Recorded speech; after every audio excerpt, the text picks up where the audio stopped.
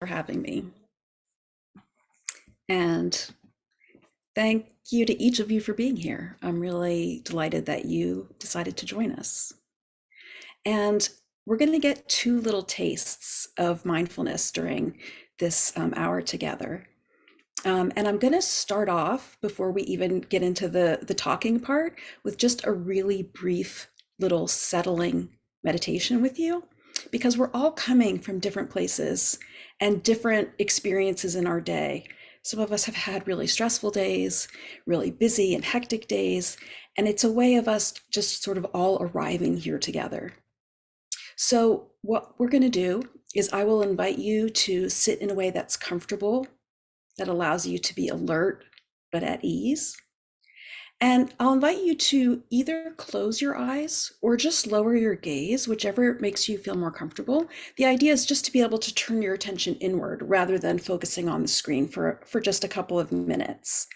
And so you'll see if you peek out, you'll see me opening and closing my eyes, just because it's a way for me to stay in touch with how people are doing.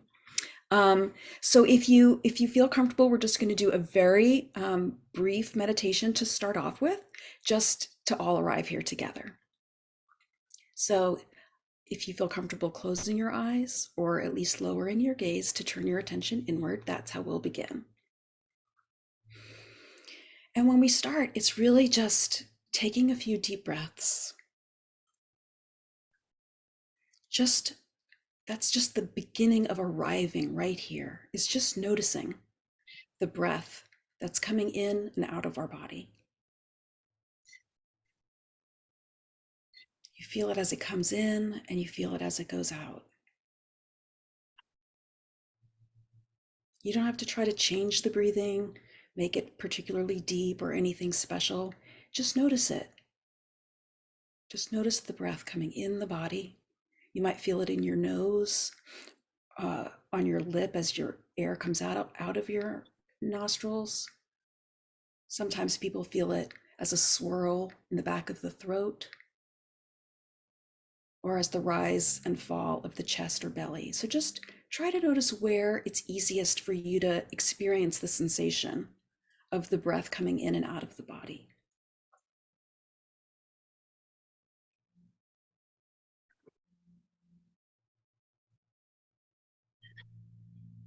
And this is a way of just coming right into this moment. We may have been rushing all day, rushing to get here, and now we're just here. And we're not trying to jump ahead to what comes next. We're just landing.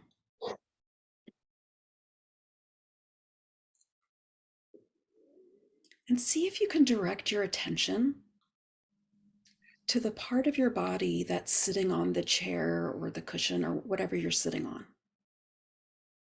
And just notice the sensations there. What it feels like where your thighs and butt touch the chair, where your back touches, but primarily the lower part of your body. Because when we focus on that part of the body, it's like you can imagine it as the base of a mountain, and it's stable and strong. And so if you've been feeling like you've been blown around by the winds of life today, you can just land here in this stable base.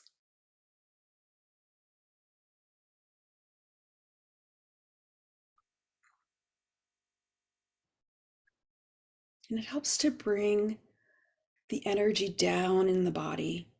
When we get overwhelmed, we tend to be our energy, our attention, our focus tends to be up in the head, or in the shoulders, the chest. And so we just want to bring the attention down into the lower part of the body. It helps us feel a little more grounded.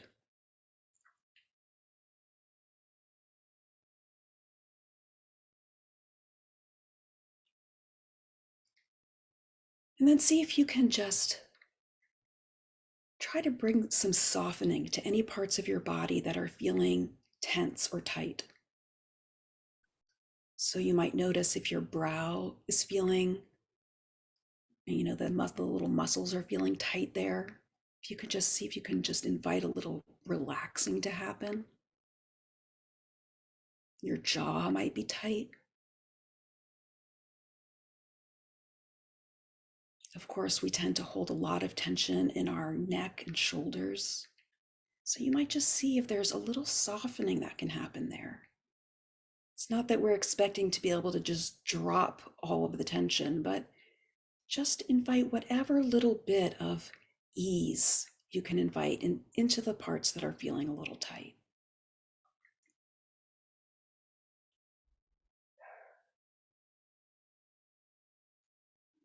And down your chest and into your belly, just notice any places where you're holding tension and seeing if you might be able to just let go a little bit.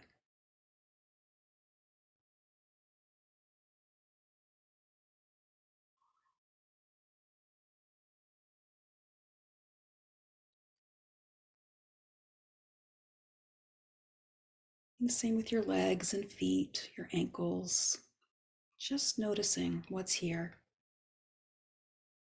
A lot of mindfulness is really just about awareness, noticing what's here, being with what's here, allowing it to be here, and holding it with tenderness. And maybe just notice if you feel a little tiny bit more present than you did just a few minutes ago.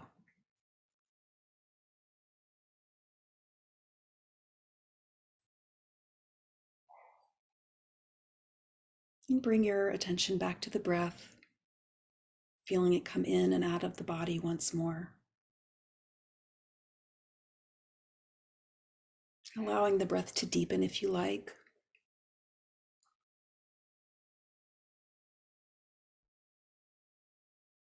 And again, that helps to calm the nervous system that can get very revved up.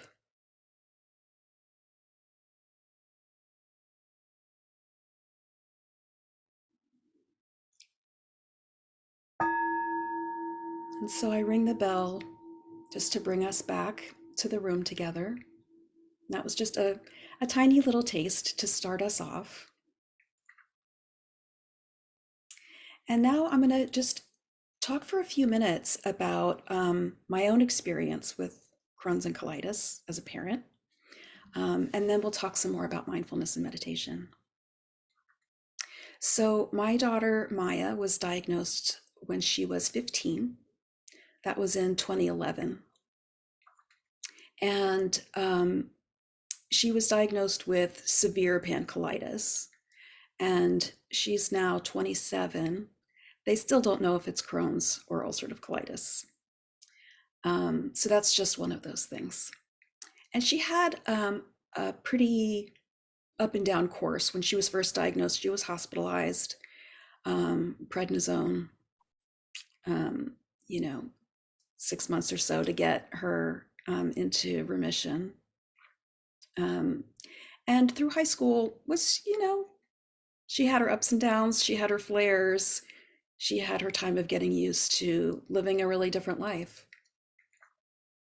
And I remember when she was first diagnosed, we went to see a woman who's a physician and an author.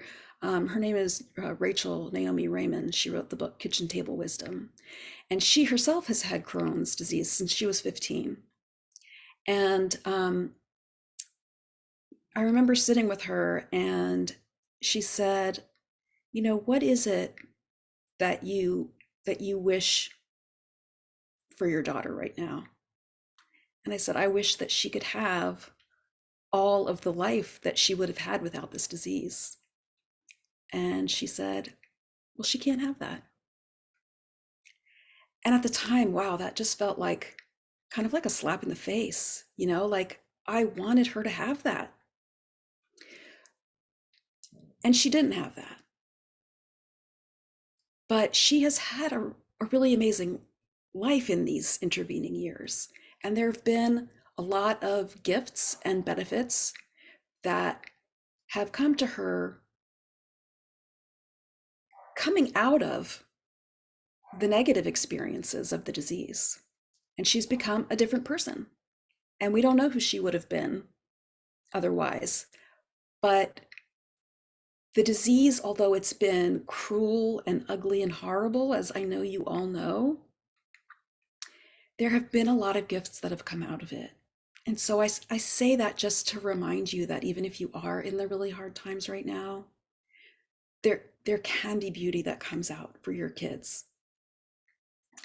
When my daughter was in college, this is when things got really very difficult.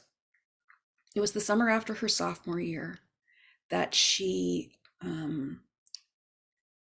really went into a flare and then acquired C. diff, which, if you don't know, is a bacterial infection that is not uncommon for people with Crohn's and colitis. And when it recurs, it can be really difficult to get rid of it. And so she was really quite sick. And her doctor said, I think you should not go back to college this semester.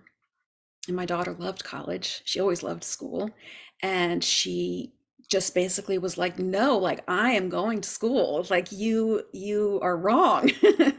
And she convinced him that if he put her on prednisone, and she responded within the week, because it was only a week until school started, that she could go to school. So she did that. He agreed, and she responded to her body, responded to the prednisone. And so she ended up going back to college for her junior year. And she was on medication, both the prednisone as well as, other things like Entyvio, and also like vancomycin antibiotics for the recurrent C. diff. And she was on this very slow taper. And when she tapered off the medications, which was about halfway through the semester, she got really, really sick. And the C. diff, at that point, they couldn't make it go away anymore. And so I went out to Connecticut.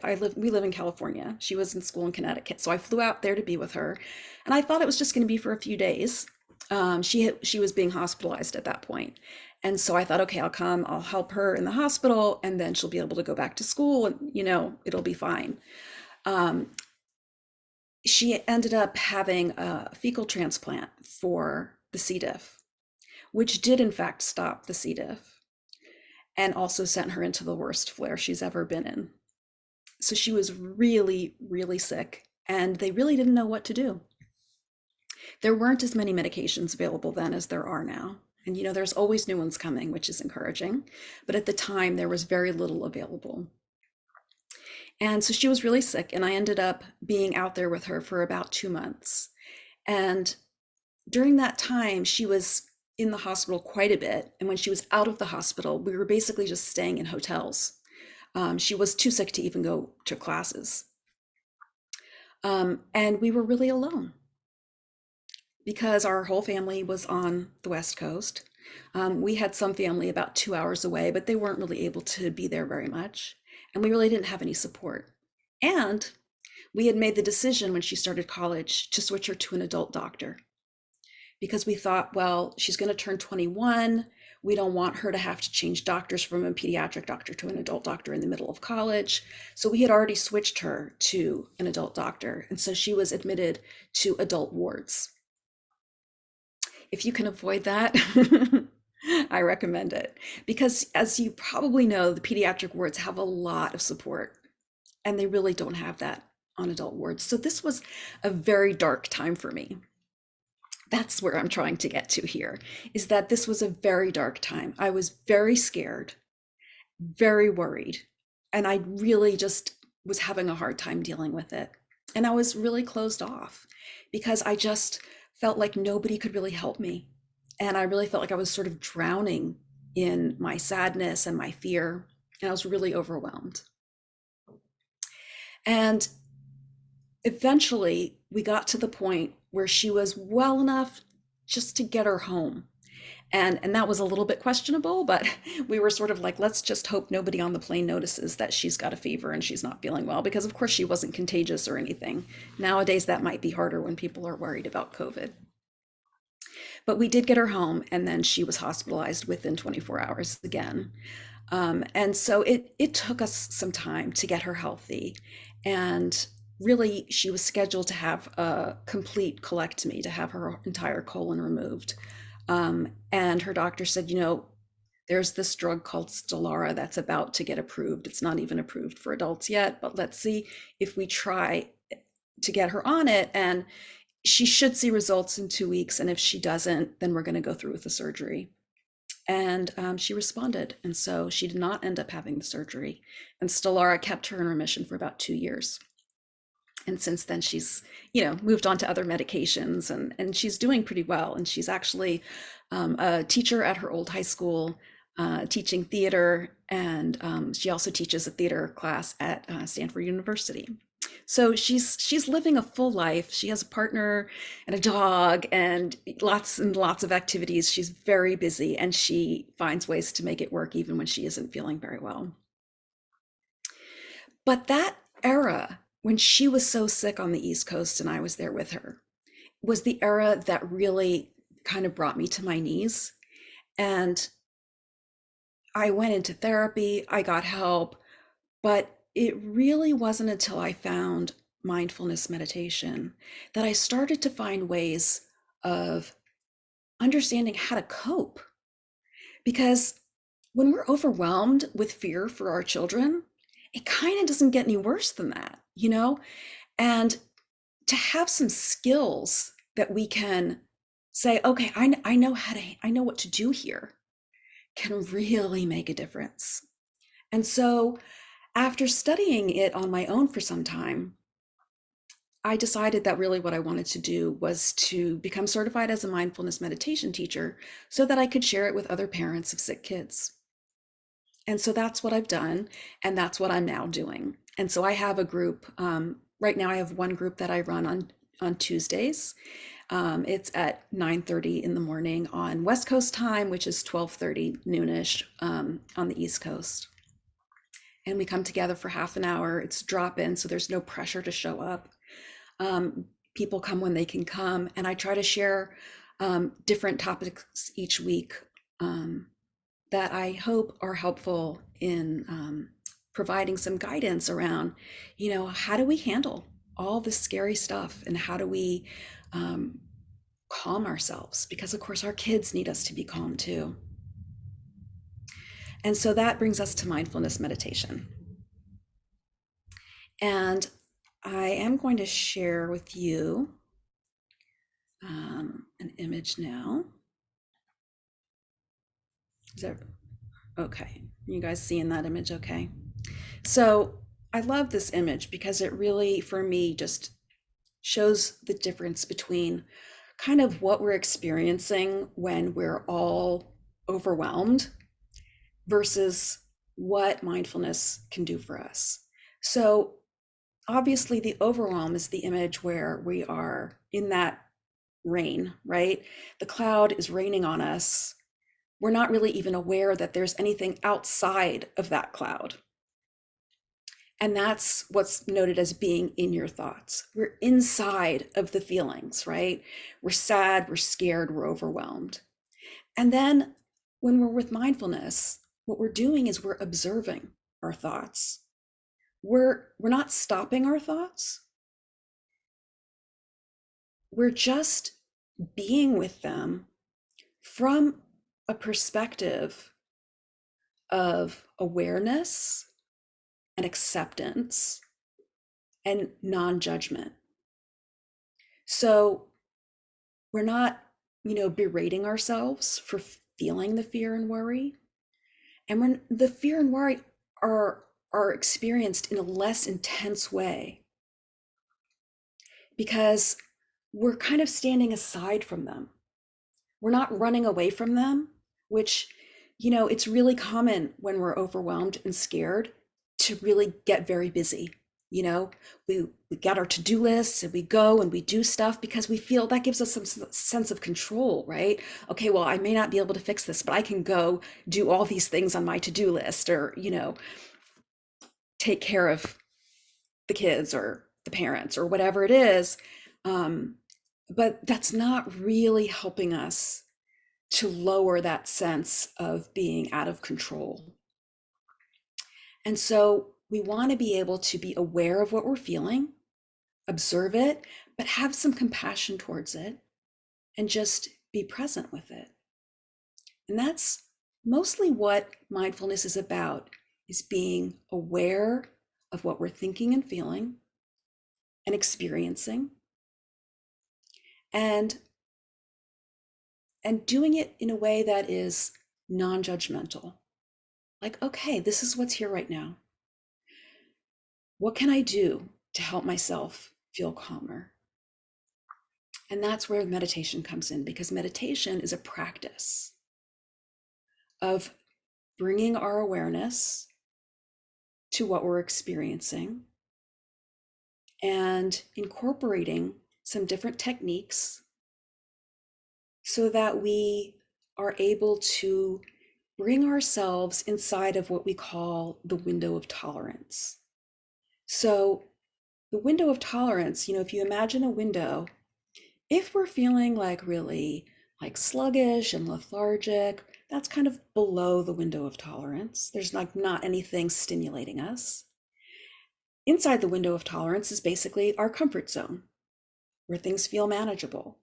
And then above the window of tolerance is when we're feeling like really wound up. And so mindfulness meditation can help bring us back down into that comfort zone once we've gotten out of that comfort zone. I'm going to go with that for now.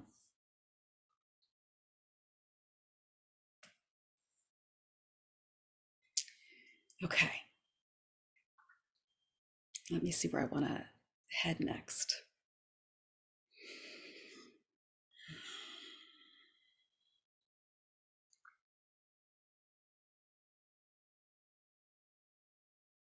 So this is just an example of one way that I personally use mindfulness.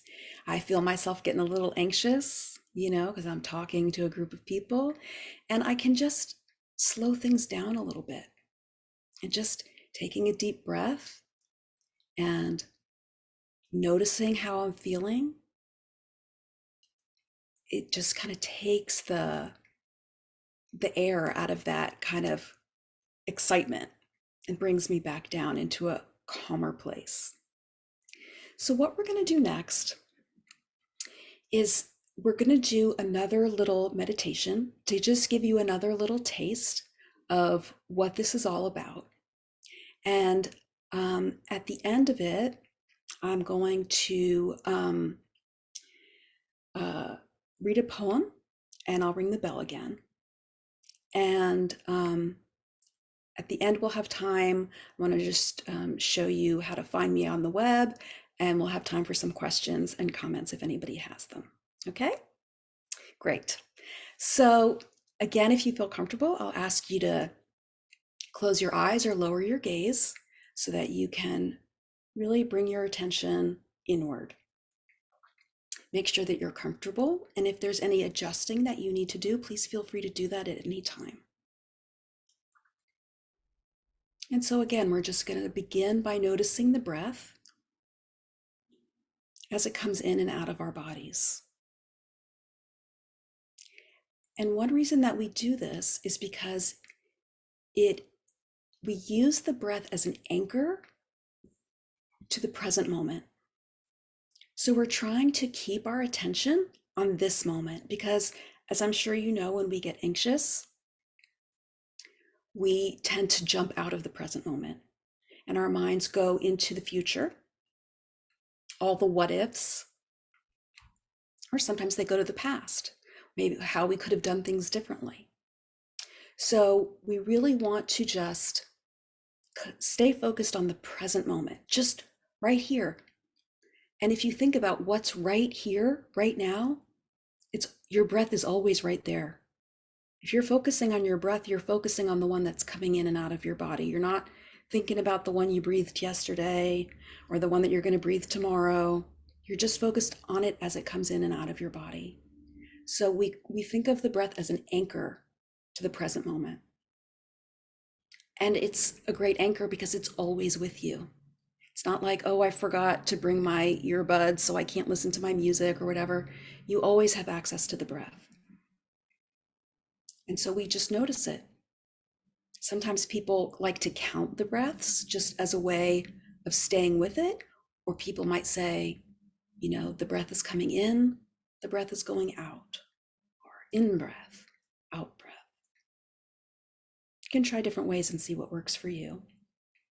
So let's just be with that for a moment or two, just being with the breath as it comes in and out of the body.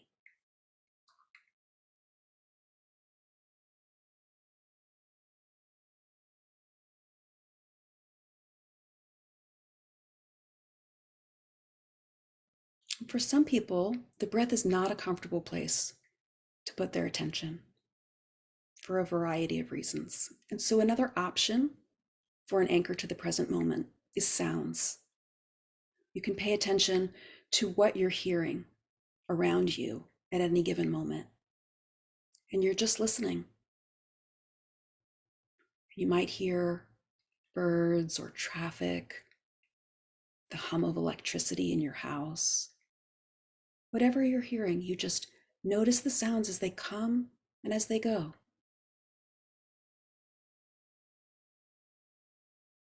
And what's most important, regardless of which of these anchors you choose, is to remember that your mind will drift.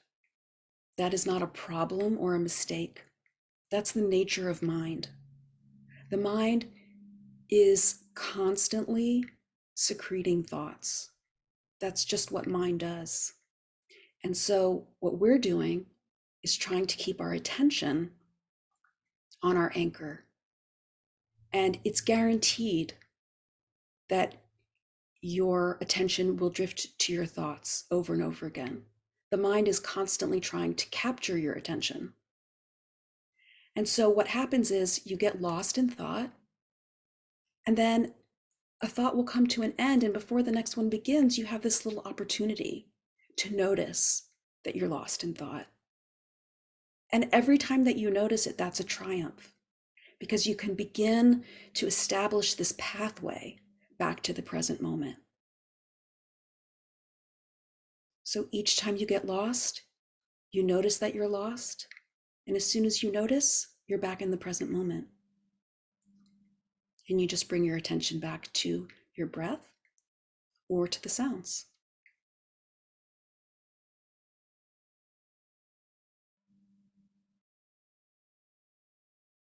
And if you find that neither of those work for you, one more alternative is to focus on the sensations in the body. What it feels like with your feet, perhaps against the floor, your thighs against the chair, your back against the chair or not. You might feel warmth or tingling in your hands, your fingers, or maybe they feel cool. Just noticing, not judging.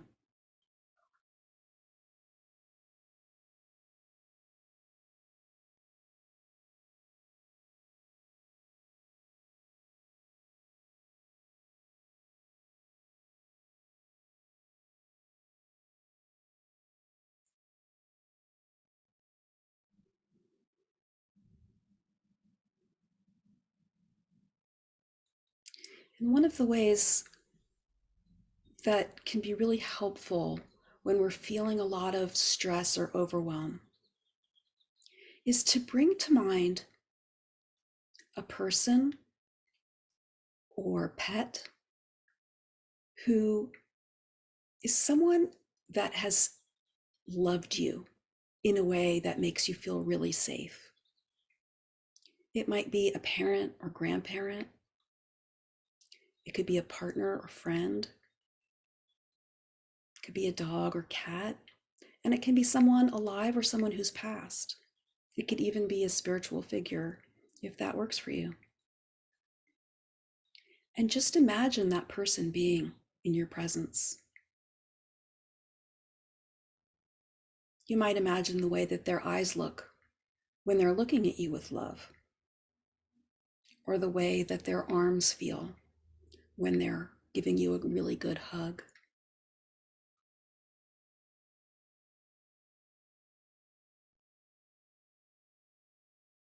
Or the way that your pet feels in your lap, or getting a snuggle on the bed. Or it could be your child when they look at you with those adoring eyes, or at least as they did when they were littler.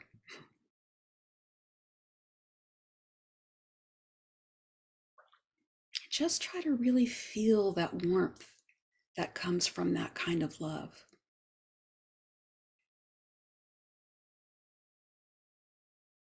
And this again can really help to calm the nervous system. Our minds don't really know the difference between something actually happening and us thinking about something happening. And that can be true for fear, for things we're afraid of happening. And it can be true for these other ways of calming ourselves.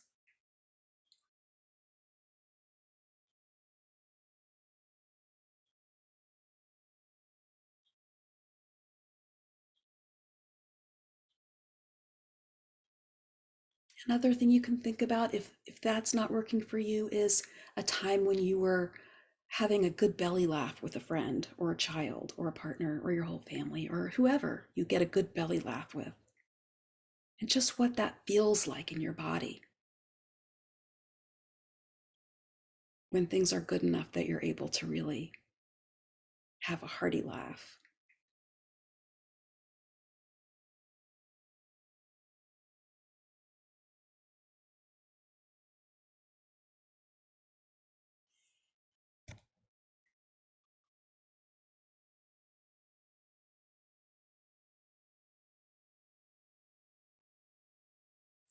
I'll give you just one more little taste of another technique, which is a technique for grounding yourself. So when you're just feeling like you're all over the place and you kind of can't catch your breath, you can begin by just feeling your feet on the ground. Sometimes you can just say to yourself, like, where are my feet right now? Just feel your feet on the ground. Feel the contact.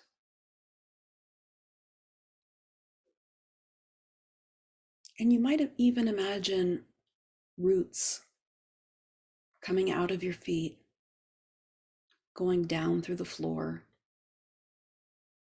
and into the earth below. Imagine them spreading out into that rich, moist soil, like you're being planted.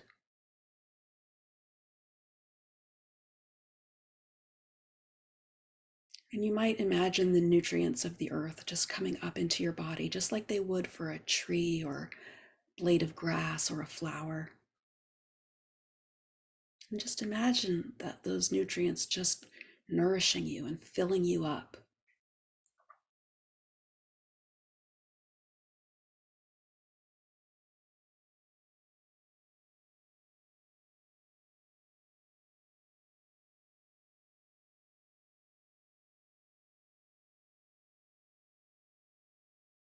And this steadiness and stableness of feeling rooted to the ground.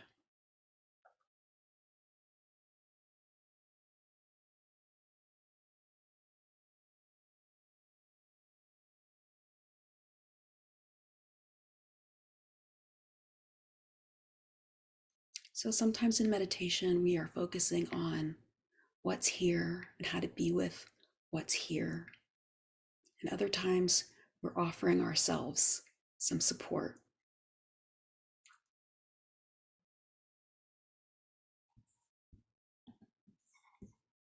I'm going to share this poem now. It's called It Is Enough. by Dana Falls. It is enough right now to taste one moment of peace. Of course I want more, but at least the door is open. It is enough to draw a conscious breath and let my hands relax, fingers releasing their tight grasp on things outside of my control. It is enough to shed a layer of stress, as if taking off a jacket or a pair of too tight shoes. Ease of being has to start somewhere. This breath is my first step.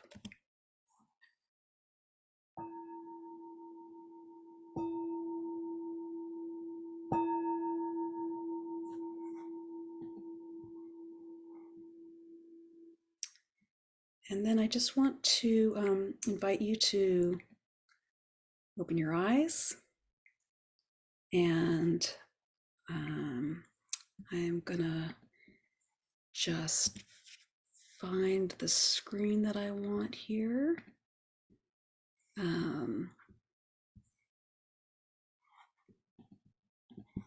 Let's see.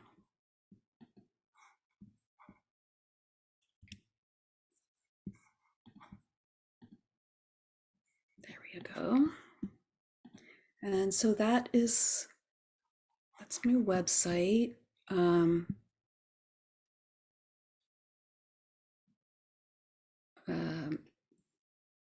It's just my name, CherylHerbsman.com, and I can put that in the chat as well. And Nourishing Nuggets is the name of my Tuesday group. And it is, again, a group that I run for parents of kids with chronic illness. I also include parents of kids with chronic mental health issues. And we meet for 30 minutes. You can just click on register now if you're interested in coming. You can also join my mailing list. I would be more than happy to offer other times.